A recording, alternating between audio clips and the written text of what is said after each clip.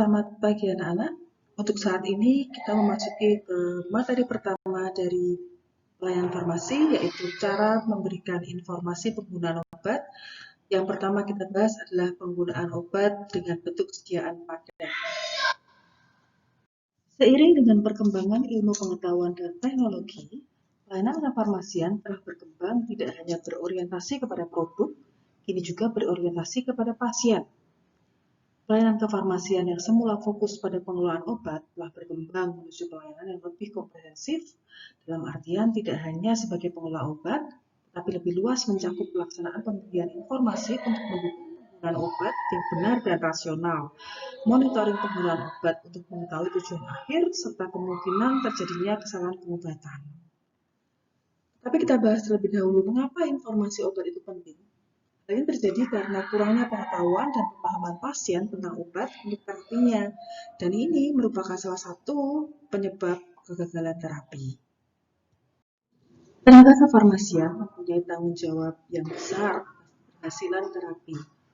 Karena itu, ada beberapa sasaran yang perlu kita pastikan untuk mendapatkan informasi yang benar. Yang pertama adalah pasien atau keluarga pasien. Kemudian tenaga kesehatan, diantaranya adalah dokter, dokter gigi, apoteker, perawat, bidan, asisten apoteker, dan lain-lain. Dan juga pihak lain yang berkaitan, yaitu diantaranya adalah manajemen atau tim kepanitiaan klinik, dan lain sebagainya. Sebelum dilakukan pemberian informasi cara penggunaan obat yang ada pada resep dokter, dilakukan beberapa tahap kegiatan berikut.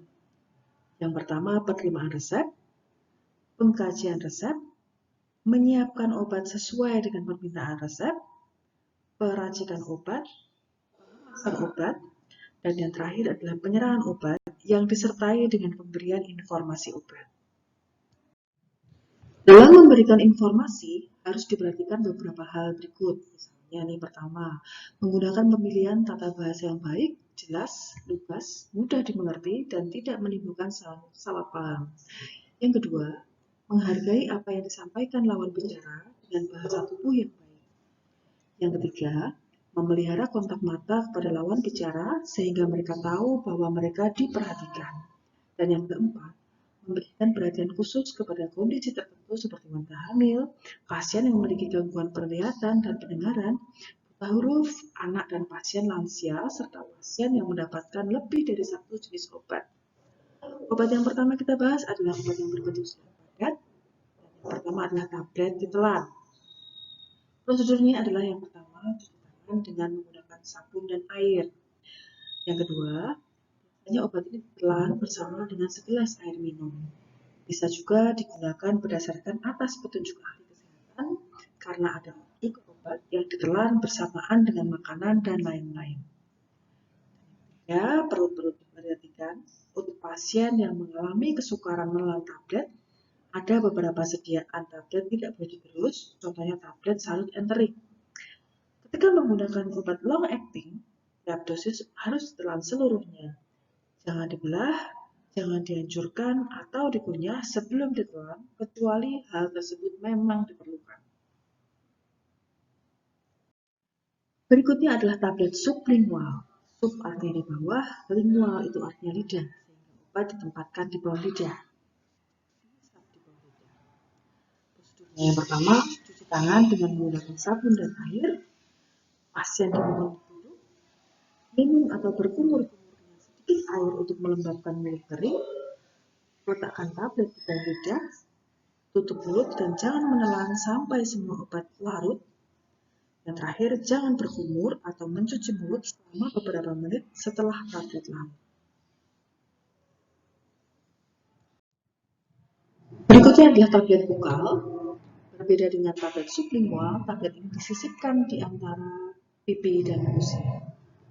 Prosedurnya yang pertama adalah cucilah tangan dengan menggunakan sabun dan air, kemudian minum atau berkumur-kumur dengan sedikit air untuk melembabkan mulut kering, lalu letakkan tablet di antara pipi dan gusi atas atau bawah.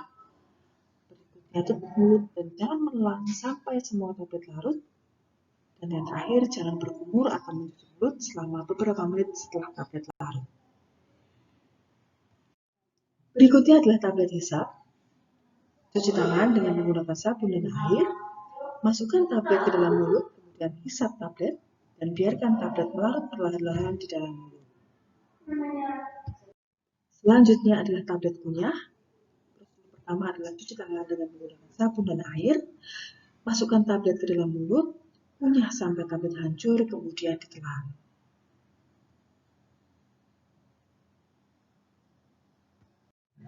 Selanjutnya adalah tablet larut atau effervescent.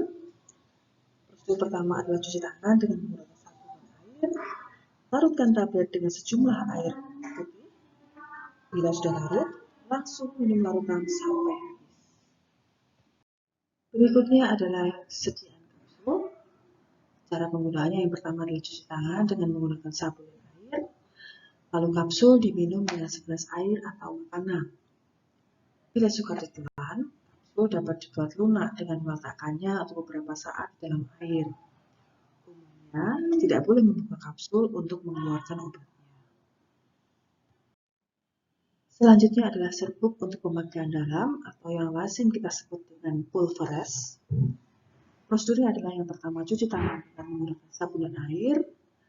Keluarkan serbuk dari dalam bungkus. Tuangkan serbuk pada sendok. Tambahkan dengan sedikit air, kemudian minum obat. Beberapa sediaan serbuk dapat dicampur pada makanan atau minuman. Yang terakhir untuk sediaan padat adalah serbuk untuk pemakaian luar.